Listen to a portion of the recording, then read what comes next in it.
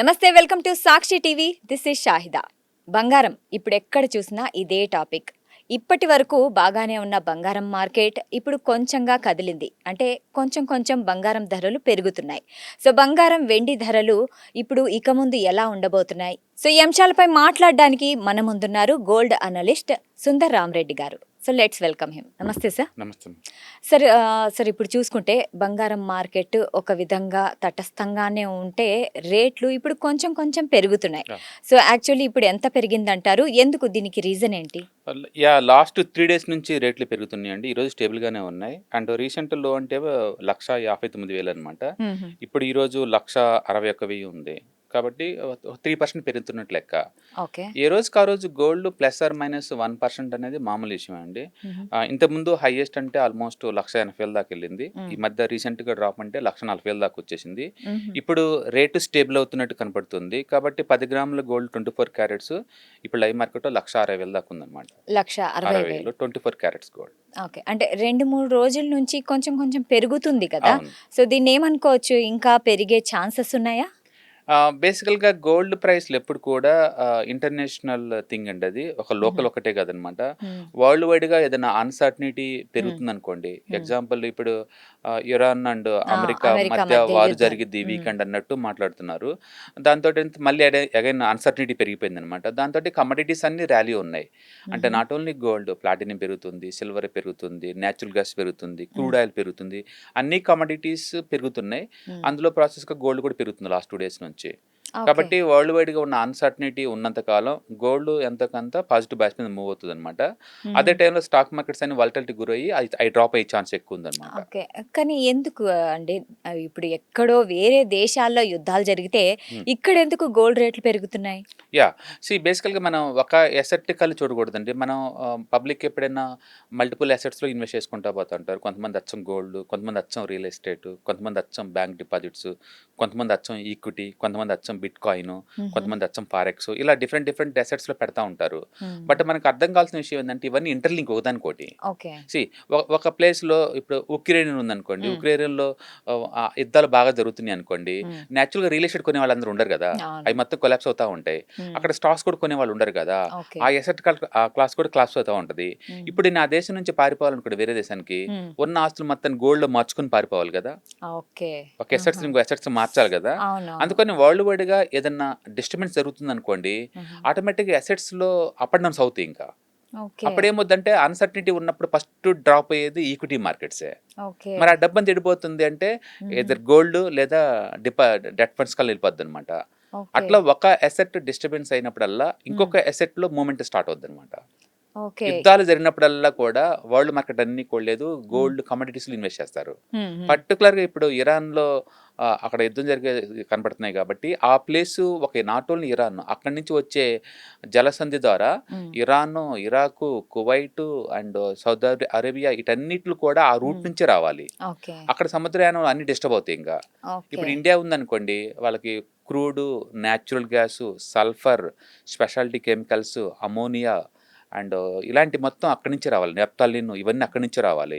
ఇవన్నీ డిస్టర్బ్ అవుతాయి కదా. అండ్ షిప్పింగ్ కాస్ట్, ఇన్సూరెన్స్ బాగా పెరిగిపోద్ది కదా. ఈ అన్సర్టనిటీస్ మొత్తం మధ్య ఏంటంటే ఈక్విటీ డౌన్ అవుతూ ఉంటుంది. బట్ ఆల్టర్నేటివ్ గా గోల్డ్ ఇలాంటి మూవ్ అవుతూ ఉంటాయి. అందుకని వరల్డ్ వైడ్ గా అన్సర్టనిటీ ఉంటే ఈక్విటీ డెఫినెట్గా స్ట్రెస్ అవుతుంది. అదే టైంలో గోల్డ్ ఇలాంటి వాటికి డిమాండ్ పెరుగుతూ ఉంటుంది అనమాట. ఓకే, మీరన్నట్లు. సో ఇప్పుడు డాలర్ బలపడితే కూడా ఇలాగవుతుందా? డెఫినెట్గా. ఎందుకంటే ఫారెక్స్ కూడా ఒక ఎసెట్ క్లాసే కదా. అందుకని ఈ ఎసెట్ డౌన్ చేసి ఆ ఎసెట్ లో మూవ్ అవుతా ఉంటారు. దాంతో ఆ ఎసెట్ పెరుగుతూ ఉంటుంది. వరల్డ్ వైడ్ గా వడ్డీ రేట్లు డౌన్ అవుతున్నా సరే అప్పుడు డెట్ ఫండ్స్ అన్ని బయట తీసేసుకొని ఆ అమౌంట్ అంతా గోల్డ్ లో పెడతా ఉంటారు. అన్సర్టనిటీ వచ్చినప్పుడు, అంటే లోకల్ గా డిస్టర్బెన్స్ వస్తున్నప్పుడు, అలాగే ఇండస్ట్రీ డిమాండ్ పెరుగుతున్నప్పుడు, అంటే ఇన్వెస్టర్స్ కి పర్టికులర్ ఎసెట్ మీద మోజు పెరిగినప్పుడు, ఇలా డిఫరెంట్ రీజన్స్ తోటి ఇవన్నీ మూవ్ అవుతా ఉంటాయి. ఓకే. సో మీరన్నట్లు ఇన్వెస్టర్స్ గురించి మనం తీసుకుంటే, ఇప్పుడు కొంతమంది ఇన్వెస్టర్స్ అంటే చిన్న ఇన్వెస్టర్స్ ఎవరైతే ఉన్నారో వాళ్ళు భయపడి కొనేస్తున్నారు. పెద్దవాళ్ళైతే లాభాలతో బయటికెళ్తుంటారు. సో దీని మీద మీరేమంటారు? ఒక్కొక్కటి ఒక్కో టైంలో ఉంటుందండి. నేను అంటుంది ఏంటంటే, మీకు ఆ ఎసెట్ మీద కంప్లీట్ గా అవగాహన కనుకుంటే, అంటే మీకు టెక్నికల్స్ అండ్ ఫండమెంటల్స్ కనుక ఐడియా కనుకుంటే, మీరు ఒక ఎసెట్ తో డీల్ చేయొచ్చు. నాకు అవగాహన లేదనుకోండి, మీరు మల్టిపుల్ అసెట్స్‌తో డీల్ చేసుకోవటం బెటరు. ఎప్పుడైనా ఒకే అసెట్స్‌తో డీల్ చేస్తే ఎప్పటికైనా గెయిన్ ఎక్కువ ఉంటుంది అండ్ పెయిన్ కూడా ఎక్కువే ఉంటుంది. ఓకే. ఓకే. ఓకే. ఇప్పుడు కోవిడ్ వచ్చిందనుకోండి, ఈక్విటీ మార్కెట్ 1 మంత్‌లోనే 38% డ్రాప్ అయింది. జస్ట్ 1 మంత్‌లోనే 2020 మార్చి 1 మంత్‌లోనే 38% డ్రాప్ అయింది. 38%. 38% 1 మంత్‌లోనే. ఇప్పుడు గోల్డ్, సిల్వర్ ఉందనుకోండి అండ్ జనవరి ఒక్క మంత్‌లోనే 30% డ్రాప్ అయినాయి. ఓకే. 2026 జనవరి మంత్ ఒకటే సిల్వర్ అండ్ గోల్డ్ కలిపి 30% డ్రాప్ అయింది. ఓకే. అండ్ ఇప్పుడు ఫిబ్రవరి 2026లో నేచురల్ గ్యాస్ 80% డ్రాప్ అయింది. 80%. 80%. అంతకుముందు 80% పెరిగింది 1 వీక్‌లోనే. 1 వీక్‌లో 80% డ్రాప్ అయింది. డ్రాప్ అయింది. దాని మీద ఏంటంటే ప్రతి అసెట్‌కి కూడా ఆ వోలటిలిటీ నేచర్ ఉంటుంది. ఓకే. టూ మచ్‌గా అబ్నార్మల్‌గా మూవ్ అవుతా ఉంటాయి. ఓకే. మీకు ఆ వోలటిలిటీ హ్యాండిల్ చేయడం రాదు అనుకుంటేనేమో మల్టిపుల్ అసెట్స్‌లో ఇన్వెస్ట్ చేసుకోండి. లేదు ఒక అసెట్‌లో కంఫర్ట్‌గా ఉంటుంది అనుకుంటే మనం కొనుక్కోవచ్చు. ఓకే. ఏదైనా గానీ ఎస్ఐపి మోడ్‌లో కొనుక్కుంటే మనకి పెయిన్ తక్కువ ఉంటుంది. ఓకే. అందుకని చిన్న ఇన్వెస్టర్స్ ఎవరు ఉన్నారనుకోండి, ఎవ్రీ మంత్ కొంచెం కొంచెం ఇన్వెస్ట్ చేసుకోవటం వల్ల లాంగ్ టర్మ్‌లో మనీ మేక్ చేసుకోవచ్చు. ఓకే. అయితే సార్ ఇప్పుడు బంగారము పెరిగేటప్పుడు చాలా ఫాస్ట్‌గా పెరుగుతుంది. కానీ తగ్గేటప్పుడు చాలా స్లోగా తగ్గుతుంది. అవును. సో ఇదేంటి? ఎందుకు ఇట్లా ఏమన్నా అంటే యాహ్! మార్కెట్ స్ట్రాటజీనా? మిగతా అసెట్స్‌తో పోల్చుకుంటే గోల్డ్‌కున్న గుడ్ థింగ్ ఏందంటే, అది పెరిగితే పడదంత ఈజీగా. హ్మ్. మిగతా అసెట్స్ అట్టా కాదు. అంతే స్పీడ్‌గా డ్రాప్ అవుతాయన్నమాట. అవును. ఎందుకంటే గోల్డ్ కొన్నోళ్ళు తిరిగి అమ్మరు ఎక్కువ మంది. అవును. అది ఫ్యామిలీలోకి వచ్చిందనుకోండి తిరిగి బయటికి పోవటం అదొక ఉండదు. సెంటిమెంట్. సెంటిమెంట్. హ్మ్. సెంట్రల్ బ్యాంక్స్ కొన్నాయనుకోండి అవి కూడా అంత ఈజీగా అమ్మవు. ఓకే. ఓకే. గెటొచ్చి ఫీచర్స్‌లో, ఆప్షన్స్‌లో ఇలా ఇన్వెస్ట్ చేసుకున్నోళ్ళు అమ్మటం తప్ప, మిగతా వాళ్ళు ఎక్కువ మంది అమ్మరనమాట. అందుకని ఓకే. గోల్డ్‌కి హ్యూజ్ డిమాండ్ ఉంటుంది. రెండోది మైనింగ్‌లో టారేసేది. సొంతంగా ఆర్టిఫిషియల్ టారేసేది కాదు. మైనింగ్‌లో ఓవర్ నైట్‌లో ఎలా ప్రొడ్యూస్ చేస్తారు చేయడం కష్టం. పుట్టించలేరు. అందుకని దానికి ప్రొడక్షన్ కాస్ట్ ఎక్కువ. రేర్‌గా ఉంటాయి మైనింగ్స్. ఉన్న మైనింగ్స్‌లోనే తక్కువ గోల్డ్ వస్తుంది ఇప్పుడు. అవును. అందుకని లాంగ్ టర్మ్ పాయింట్ ఆఫ్ వ్యూలో ఎప్పుడు డిమాండ్ తప్ప సప్లై అంత ఎక్కువ ఉండదు. ఓకే. ఇంకా ప్రైస్ అంటావా టెంపరరీ ఉన్న మార్కెట్ కండిషన్స్ బట్టి అప్ అండ్ డౌన్ అవ్వచ్చు. ఓకే. మీరు ఇప్పుడే డిమాండ్ అన్నారు కాబట్టి ఆ! ఇప్పుడు పెళ్ళిళ్ళ సీజన్ వస్తుంది. అవును. సో ఈ ఫంక్షన్స్ కానీ, పెళ్ళిళ్ళకి కానీ ఎవరైనా బాగానే గోల్డ్ కొంటారు. అవును. సో ఈ ఈ సమయంలో చూసుకుంటే గోల్డ్ కొనడం మంచిదా? లేకుంటే కొన్ని రోజులు వేచి చూడాలంటారా? ఎప్పుడైనా ఫారెక్స్ ఒకటి అండ్ కమోడిటీస్ అండ్ బిట్‌కాయిన్ ఇలాంటివన్నీ వరల్డ్ వైడ్ డిమాండ్ ఉంటది. ఒక లోకల్ కండిషన్స్ కాదు. ఇండియాలో మాత్రమే మ్యారేజెస్ సీజన్ ఉందనుకోండి. చైనాలో ఉండకపోవచ్చుగా. అవును. అమెరికాలో ఉండకపోవచ్చు కదా! అందుకని ఒక్క మ్యారేజ్ ఒక కంట్రీలో వాళ్ళు అంత ఇన్‌ఫ్లూయెన్స్ చేయలేరు. కాకపోతే వరల్డ్ వైడ్‌గా ఇండియాలో ఎక్కువ జనాభా ఉంటుంది. మ్యారేజ్ అప్పుడు ఎంతో కొంత గోల్డ్ ఉండాలి కాబట్టి అట్‌లీస్ట్ దానివల్ల పడకుండా ఉంటుంది. Okay. Okay. Too much demand create అవుద్దని అన్నా గాని అట్‌లీస్ట్ టెంపరరీగా అయితే డిమాండ్ ఎంతకంత క్రియేట్ అవుతది. ఓకే. అయితే ఇప్పుడు అంటే ప్రజల్లో ఏమనుకుంటున్నారంటే, పెళ్ళిళ్ళ సీజన్ కాబట్టి ఎక్కువ పెరిగిపోతుంది. కావాలనే మార్కెట్‌లో ఇలా పెంచుతున్నారు అని ఒక అపోహ ఉంది. అలా మీరేమంటారు? అలా అనుకునే బదులు అమ్మేవాళ్ళు ఎవరు ఉండరు కాబట్టి పెళ్ళిళ్ళ సీజన్ అప్పుడు కొనేవాళ్ళే ఎక్కువ ఉంటారు కాబట్టి నేచురల్‌గా డిమాండ్ ఉందనుకోవచ్చు కదా! ఎందుకంటే అవును. ఎవరు అమ్ముతారు పెళ్ళిళ్ళప్పుడు. అవును. కరెక్టే. అందుకని పెళ్ళిళ్ళప్పుడు ఉన్న లాకర్‌లో ఉంచే గోల్డ్ విడిపించుకుంటారు. అండ్ షాపుల్లో ఉంచి కొంటా ఉంటారు. ఓకే. సో, ఆ సీజన్‌లో ఫెస్టివల్ సీజన్ అప్పుడు కొనేవాళ్ళు తప్ప అమ్మేవాళ్ళు పెద్దగా ఉండరు. ఓకే. ఒకవేళ ఉన్న సెంటిమెంటల్‌గా అమ్మేవాళ్ళు పోస్ట్‌పోన్ చేసుకుంటారు. ఓకే. అందుకని నేచురల్ డిమాండ్ ఉంటుంది. డిమాండ్ డిమాండ్ ఉంటుంది. ఉంటుంది. అంతే తప్ప కావాలని ఎవరో అమ్మితే కాదు. ఎందుకంటే యూనివర్సల్‌గా అమెరికాలో గోల్డ్ రేట్ పెరగకుండా నువ్వు ఇక్కడ పెంచి అమ్మలేవు. అవును. డిఫరెన్స్ ఎంత ఉంటది కరెన్సీ కన్వర్షన్ తేడా ఉండొచ్చు అంతే. అవును. సరే 24 క్యారెట్స్, 22, 18 ఆ! ఇలా ఉంటాయి కదా! అవును. సో, ఇందులో ఇన్వెస్ట్‌మెంట్ పర్పస్ తీసుకోవాలంటే ఏది బెస్ట్ ఆప్షన్? నో బేసికల్‌గా మీరు ఇన్వెస్ట్‌మెంట్ అని అంటున్నారంటే బెస్ట్ ఏంటంటే అసలు ఆర్నమెంట్ జోలికి పోకుండా ఉండటమే బెటరు. ఓకే. ఎందుకంటే ఆర్నమెంట్ అనగానే మళ్ళీ మేకింగ్ చార్జెస్ ఇవ్వాలి కదా! ఓకే. మళ్ళీ అమ్మేటప్పుడు మళ్ళీ మళ్ళీ తరుగు మేకింగ్ చార్జెస్ అవన్నీ ఇవ్వాలి కదా! తీసేయాలి. ఫిజికల్‌గా అంత కంఫర్ట్ కాదు కదా! హుహు. అండ్ కన్వీనియంట్ కూడా అంత ఉండదు కదా! షాప్‌కెళ్ళి ఒక ఓకే. రోజు లీవ్ పెట్టి మరి ఎళ్ళాలి కదా! హుహు. ఇవన్నీ ఇన్వెస్ట్‌మెంట్ అన్నప్పుడు డిజిటల్‌గా ఇన్వెస్ట్ చేయడమే better like ETFs. Okay.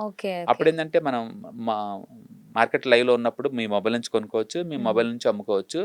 Market up and down అయినా మన 2, 3%తో ప్రాఫిట్‌తో బయటికి రావచ్చనమాట. ఓకే. అందుకని ఇన్వెస్ట్‌మెంట్ అని అనుకున్నప్పుడు డెఫినిట్‌గా డిజిటల్ కొనటం బెటరు. ఓకే. ఓకే. అండ్ ఇంట్లో ఫంక్షన్స్ ఉన్నాయి తప్పదనుకున్నప్పుడు ఫిజికల్‌గా కొనటం బెటర్. ఓకే. మీరన్నట్లు ఇప్పుడు అంటే డిజిటల్ గోల్డ్ అంటే ఆ! ఈటీఎఫ్ ఇలాంటి ఆప్షన్స్ ఎక్కువున్నాయి అవును. కాబట్టి, దీని ప్రభావం ఫిజికల్ గోల్డ్ మీద పడుతుందా? డెఫినిట్‌గా. ఎందుకంటే మీరు గోల్డ్ మ్యూచువల్ ఫండ్స్ కొన్నా, హ్మ్. గోల్డ్ ఎక్స్‌చేంజ్ ట్రేడెడ్ ఫండ్స్ కొన్నా, వాళ్ళు ఫిజికల్‌గా గోల్డ్ కొంటారు మీ తరపున. ఓకే. వాళ్ళ లాకర్‌లో మెయింటైన్ చేస్తారు. హుహు. అందుకని మనం ఇక్కడ డిజిటల్ కొన్నా సరే ఏ మంత్‌కి ఆ మంత్ వాళ్ళు హ్మ్. బ్యాక్‌గ్రౌండ్‌లో కొంటుంటారు కాబట్టి హ్మ్. డిమాండ్ క్రియేట్ అవుతది. అయితే వరల్డ్ వైడ్‌గా డిమాండ్ క్రియేట్ అవుతుంది. దానివల్ల ఇప్పుడు రేట్లు పెరుగుతున్నాయన్నమాట. ఓకే. సెంట్రల్ బ్యాంక్స్ కొంటున్నాయి కాబట్టి పెరుగుతున్నాయి. అట్లా హ్మ్. వరల్డ్ వైడ్‌గా ఉన్న డిమాండ్ వల్ల ఇండియాలో కూడా పెరుగుతున్నాయి కానీ హుహుహు. ఇండియాలో ఒక ఫంక్షన్స్ వల్ల అయితే పెరగటం లేదు. ఓకే. ఓకే. ఇప్పుడు కొంచెం కొంచెం పెరుగుతుంది. అంటే పెరిగే దశ నుంచి వస్తుంది కాబట్టి, సో, ఈ వచ్చే 2, 3 నెలల్లో గోల్డ్ పెరిగే ఛాన్స్ ఉందా? నేను అనుకోవటం ఏంటంటే గోల్డ్ ఆల్రెడీ 1,80,000 నుంచి డ్రాప్ అయింది కాబట్టి హ్మ్. 1,50,000 దగ్గర స్టేబుల్ అవుతుంది ఆ ప్లేస్‌లో. 1,50,000. యాహ్! హ్మ్. ఇంకా 5, 6 నెలల వరకు ఆ ప్లేస్‌లో ఉండే ఛాన్సే ఎక్కువుంటుంది. ఓకే. అందుకని పాత మూవ్స్‌ని మనం ఎక్స్‌పెక్ట్ చేయలేము. హ్మ్. ఈ ఉన్న మూవ్ సస్టైన్ కావడానికి హెల్ప్ అవుతది. హుహు. యూజువల్‌గా స్టాక్ మార్కెట్‌లో ఏందంటే ఏదైనా ఒక అసెట్ హ్మ్. వితిన్ ద 1 వీక్‌లోనే లేదా 1 మంత్‌లోనే 30% డ్రాప్ అయిందనుకోండి, హ్మ్. అంత క్విక్‌గా మళ్ళీ బౌన్స్ బ్యాక్ అవ్వవు. హ్మ్. ఒకవేళ బౌన్స్ బ్యాక్ అయినా కూడా ఏమవుద్దంటే ఇంతకుముందు అమ్మినోళ్ళు మళ్ళీ అమ్ముతారు ఆ ప్లేస్ రాంగానే. దాన్ని మనం డబుల్ టాప్ అంటాం. ఓకే. దాన్ని డబుల్ టాప్ అంటాం. ఆ ప్లేస్ రాంగానే వెంటనే అమ్మేసేవాళ్ళుంటారు. ఆహా! మళ్ళీ ఇంకోసారి కింద పడే ఛాన్స్ ఎక్కువుంది. ఓకే. అందుకని పెరగడం కష్టం. ఒకవేళ పెరిగినా సరే డబుల్ టాప్ ఫార్మ్ అయ్యి మళ్ళీ కిందకొచ్చే ఛాన్సే ఎక్కువుంది. ఓకే. కాబట్టి 1,50,000 1,30,000 నుంచి 1,50,000 మధ్య అక్కడక్కడే రొటేట్ అవుతా నెక్స్ట్ 6, 7 మంత్స్ ఉంటదని నేను అనుకుంటున్నాను. ఓకే. దాన్ని మనం ఓకే. టైమ్ కరెక్షన్ అంటారు. హుహు. అది టైమ్ అయిపోయిన కరెక్షన్. తర్వాత మళ్ళీ అప్పుడు డిమాండ్, సప్లై క్రియేట్ అవుద్ది. హుహు. కాబట్టి 1 డేకి, 2 డేకి, 3 డేకి మనం అలా అనం గాని, ఓకే. బట్ మీరు గనుక ఒక 1 ఇయర్ గనుక టైమ్ ఇస్తే హ్మ్. ఇప్పుడున్న రేట్‌కి ప్లస్ ఆర్ మైనస్ 50% దగ్గర ఉంటుంది తప్ప హుహు. పాత రేట్‌కి రీచ్ అవ్వలేం. ఓకే. గోల్డ్ పాత అంతే, రేట్‌కైతే సిల్వర్ అంతే, హ్మ్. నేచురల్ గ్యాస్ కూడా అంతే. ఓకే. అవునా? సో, మీరన్నారు గదా! అంతర్జాతీయ మార్కెట్ ప్రభావం ఆ! ఉంటుంది అని అంటూ ఉంటారు అవును. చాలామంది. కానీ ఇప్పుడు దేశీయంగా చూసుకుంటే కొంతమంది అంటే జ్యువెల్లరీ షాప్ వాళ్ళు మార్జిన్ పెంచడానికే ఇలా చేస్తున్నారు అంటారు. సో, దీనిపై మీ అభిప్రాయం ఏంటి? నో. బేసికల్‌గా ఎండ్ ఆఫ్ ది బిజినెస్. హ్మ్. నువ్వు మార్జిన్ పెంచితే మీ దగ్గర ఇంక కొనరు గదా! హ్మ్. షాప్‌లోకెళ్ళే ప్రతి కస్టమర్ గూడా గూగుల్‌లో చెక్ చేసుకొని ఎళ్తారు. ఈరోజు ఎంత రేట్ ఉందనేది. హ్మ్. రెండోది మేకింగ్ చార్జెస్ ఎంత అంటారు. హ్మ్. అందుకని gold rate plus making charges తప్ప నేను ఎక్కువ ఇవ్వను గదా! హ్మ్. అందుకని ఇవాళ రేపు అందరికి కాంపిటీషన్ ఉంది షాప్స్ మధ్య. హ్మ్. అందరూ ఓపెన్‌గా డిక్లేర్ చేస్తున్నారు వెబ్‌సైట్స్‌లో. అందుకని కస్టమర్ చాయిస్ ఉందిక్కడ. హ్మ్. అందుకని ఒక షాపోళ్ళు కావాలని పెంచితే ఏం కొనరిక్కడ. ఓకే. ఓకే. డిఫరెంట్ సోర్సెస్ ఉన్నాయి కదా!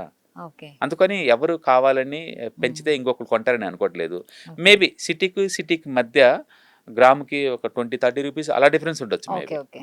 అంతేగాని ఎక్కువ ఉండదు. ఉండదంటారు. ఇక సిల్వర్ విషయానికొస్తే సిల్వర్ కూడా ఇదే రేంజ్ నుంచి ఇదే ట్రెండ్ అవుతుంది కదా! అవును. అంటే కొంచెం పెరుగుతుంది, తగ్గుతుంది. కానీ కొంతమంది ఇన్వెస్టర్స్ దీన్ని సీరియస్‌గా తీసుకోరెందుకు ఇన్వెస్ట్‌మెంట్‌గా?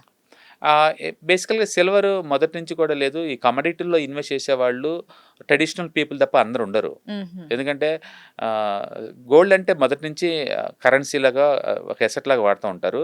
సిల్వర్ ఏందంటే ఇంట్లో వస్తువుల కోసం వాడతారు. అందుకని ఓకే. Gold okay. అంత సీరియస్‌నెస్ సిల్వర్‌లో ఉండకపోవచ్చు. హ్మ్. కానీ ఇండస్ట్రియల్ యుటిలిటీకి చాలా ఎక్కువ. హ్మ్. లాస్ట్ 9 మంత్స్‌లో ఇండియాలో అంటే హ్మ్. 5,700 టన్స్ సిల్వర్‌ని ఇంపోర్ట్ చేసుకున్నారు. ఓకే. గోల్డ్‌ని ఇంపోర్ట్ చేసుకుంది లాస్ట్ 9 మంత్స్‌లో లేదు 550 టన్సే. ఓకే. గోల్డ్ ఆహా! ఇంపోర్ట్ చేసుకుంది 550 టన్స్.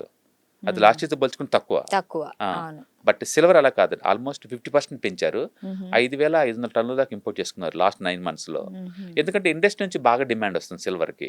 ఓకే. ఓకే. బట్ అలాగని చెప్పేసి మళ్ళీ పాత రేట్లకి వెళ్తుందా 4.2 లాక్ వరకంటే కష్టమే. కష్టమేనా? కష్టమే. ఓకే. అది కూడా అంతే టైమ్ కరెక్షన్ గురవుతది. హుహు. నెక్స్ట్ కపుల్ ఆఫ్ మంత్స్ వరకు కూడా ప్లస్ ఆర్ మైనస్ 15% చొప్పున రొటేట్ అవుతా ఉంటుంది. ఓకే. ఏదైనా ఆ! సరే ట్రంప్ ఉన్నంత కాలం హ్మ్. ఇంటర్నేషనల్ అన్సర్టనిటీ ఉంటుంది. హ్మ్. ఇంటర్నేషనల్ అన్సర్టనిటీ ఉన్నంత కాలం ఈక్విటీ వాలటిలిటీ గ్రోత్ ఉంటది. కమోడిటీ కూడా వాలటిలిటీ గ్రోత్ అవుతా ఉంటాయి. హ్మ్. అది ఎంతకాలం అంటే చెప్పలేము ఇంగ అవన్నీ. చెప్పలేము. ఎందుకంటే హ్మ్. ఇంటర్నేషనల్ ఈవెంట్స్ అన్ని ఫాస్ట్‌గా మారిపోతా ఉంటాయి కదా! ఎప్పటికప్పటికే. హ్మ్. నిన్న చూసాం ఈక్విటీ మార్కెట్ నిన్న ఒక్కరోజే నిఫ్టీ 400 పాయింట్స్ డౌన్ అయింది. హుహుహు. ఈరోజు ప్లస్ 200 పాయింట్స్ డౌన్ అయింది. నిన్న పడేందుకు మనకు రీజన్ తెలీదు. ఈరోజు పెరిగినందుకు కూడా రీజన్ తెలీదు. హ్మ్. బట్ మనం టూ మచ్ వాలటిలిటీ జోన్‌లో ఉన్నాం ఇప్పుడు. ఓకే. ఎటైనా సరే టూ మచ్ ఫాస్ట్‌గా మూవ్ అవుతున్నాయి మూవ్స్. హుహుహు. అది ఓకే. జరుగుతుందిప్పుడు. సరే ఇప్పుడు బడ్జెట్‌లో చూసుకుంటే అంటే బడ్జెట్ రాకముందు, బడ్జెట్ తర్వాత కావాలని గోల్డ్ రేట్లు పెంచుతున్నారు అనే ఆరోపణ ప్రజల్లో ఉంది. దీనిపై మీరేమంటారు? అలా ఏముండదండి. బడ్జెట్‌లో టాక్సెస్ ఏమైనా ఏసారనుకోండి. సపోజ్ కస్టమ్ డ్యూటీస్ పెంచారు. హ్మ్. అవును గోల్డ్ ఎఫెక్ట్ అవుతది. హ్మ్. లేదా గవర్నమెంటోళ్ళు టాక్స్ పెంచుతున్నారు. ఎఫెక్ట్ అవుతది. అంటే గవర్నమెంట్ బడ్జెట్ అంటే నెక్స్ట్ 1 ఇయర్‌లో ఇన్‌కమ్, టాక్సెస్ ఎలా ఎయాలి ముందే డిసైడ్ అయ్యే ప్లేస్ కాబట్టి, హ్మ్. వాళ్ళు ఏదన్నా గోల్డ్ ఆర్నమెంట్స్ మీదో లేదా గోల్డ్ ఇంపోర్ట్స్ మీద టాక్స్‌లు పెంచితే తప్ప హ్మ్. బడ్జెట్ వల్ల గోల్డ్ పెరిగిద్దని అనటానికి అలాగేం లేదు. ఓకే. ప్రతి ఓకే. బడ్జెట్ అప్పుడు గవర్నమెంటోళ్ళు క్లియర్‌గా ఉంటది. ఈ సంవత్సరం ఇంత స్పెండ్ చేయబోతున్నాం. హ్మ్. ఇంత ఇన్‌కమ్ రాబోతుంది. హ్మ్. ఈ టాక్స్ రూపంలో రాబోతుందని డిక్లేర్ చేస్తారు గదా! హ్మ్. దాన్ని బట్టి మూవ్ అవుతుంది తప్ప గోల్డ్ సెపరేట్‌గా కావాలని పెంచుతున్నారు అలా ఏమి ఉండదండి. ఓకే. అలా ఏం లేదు. ఓకే. కొంతమంది బంగారం భారీగా పెరిగిపోతుంది ఇప్పుడే కొనేయండి అనేసి అంటుంటారు కదా! సో, దానికి భయపడి కొంతమంది కొనేస్తూ ఉంటారు. సో, ఎలా చేయాలంటారు ఈ నో, టైంలో? అసలు బేసికల్‌గా మనం ఒక ఎసెట్ కొంటున్నామనుకోండి, ఎందుకు కొనాలి? హ్మ్. హ్మ్. ఓకే. ఎందుకు కొనాలి ఎసెట్ కొనాలి అనుకున్నప్పుడు? హుహు. ఇంట్లో ఫంక్షన్ ఉంది కాబట్టి కొనాలి అనుకున్నారనుకోండి, మీరు ఎస్ఐపి రూపంలో ఎవ్రీ మంత్ కొంచెం కొంచెం కొనుక్కోవటం బెటరు. ఓకే. అప్పుడు పడ్డా పెద్ద పెయిన్ ఉండదు. పెరిగినా మనకి కంఫర్ట్‌గా ఉంటది కాబట్టి. హుహుహు. అలా కాదు, నేను లాంగ్ టర్మ్‌కి నా రిటైర్మెంట్ ప్లానింగ్ కోసం లేదా ఒక హ్మ్. ఇల్లు కొనటం కోసం అలా అనుకోండి. హ్మ్. ఒక ఎసెట్ ఎందుకు కొనాలి? డిఫరెంట్ ఎసెట్స్ కొనుక్కుంటే ఎళ్ళండి. హ్మ్. నీకు మల్టిపుల్ ఎసెట్ ఫండ్స్ దొరుకుతాయి. హుహుహు. అది కొంటే ఫండమెంటల్‌గా డిసైడ్ చేస్తారు. ఏది తక్కువ రేట్‌కి వస్తుంటే ఆ ఎసెట్ కొంటా ఉంటారు వాళ్ళు. ఓకే. అందుకని అది అది బెటర్ సూట్ అవుతది. ఓకే. అంతే తప్ప రేట్లు పెరుగుతున్నాయి అని మనం అన్‌లిమిటెడ్ కొనలేం కదా! అవునవును. గ్రామం చరకల ఆల్‌మోస్ట్ 15,000 ఉన్నాయి ఈ రోజుల్లో. అంత ఎగబడి కొనే అంత డబ్బు ఎవరి దగ్గర ఉంటదని నేను అనుకోవటం లేదు. లేదు. అవును. అదే ఎగ్జాక్ట్‌లీ. టైంలో ఒక అసెట్‌నే ఎందుకు ఫోకస్ చేస్తాం అనుకుంటున్నారు, క్లారిటీ హ్మ్. ఉండాల. హుహుహు. బట్ ఇవాళ రేపట్లో ఏందంటే కంపల్సరీగా కమోడిటీస్ అనేది నెగ్లెక్ట్ చేయబడే అసెట్ అయితే కాదు. హుహు. ఈక్విటీ అసెట్స్ కున్నంత ఇంపార్టెన్స్ దానికొస్తుంది కాబట్టి, హుహు. మీ టోటల్ అసెట్ అలొకేషన్‌లో ఈవెన్ కమోడిటీస్ కూడా సిల్వర్, గోల్డ్ కూడా ఒక 10-20% అలొకేషన్ ఇయటం ద్వారా ఏందంటే మనకి వోలటిలిటీని అడ్డుకోవచ్చు. ఓకే.